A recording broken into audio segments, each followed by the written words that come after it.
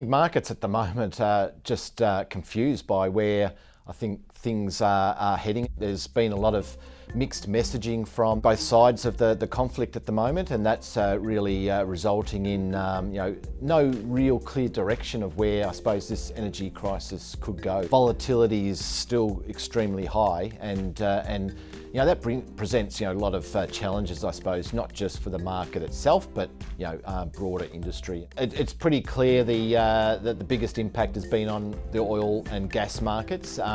We see at the moment probably between 10 and 15% of world oil supply disrupted to some form.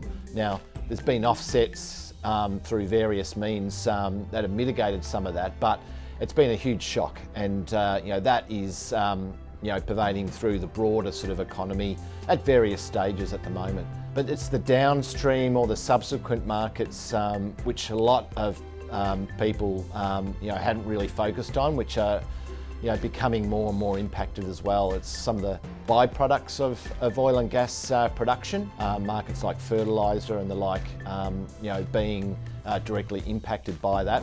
And then flowing on from that, I suppose, is the impact of the higher energy prices on commodity markets and the broader industry.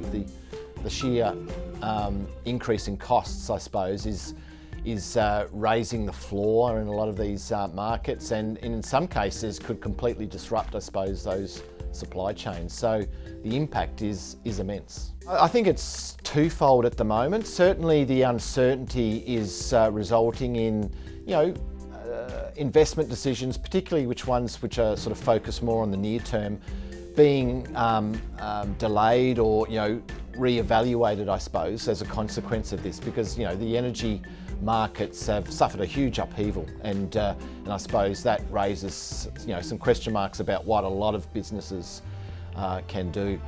Then I think they're also undertaking more longer term strategic planning now, based around, I suppose, this sort of security of supply, the energy, and where the energy market sits within that.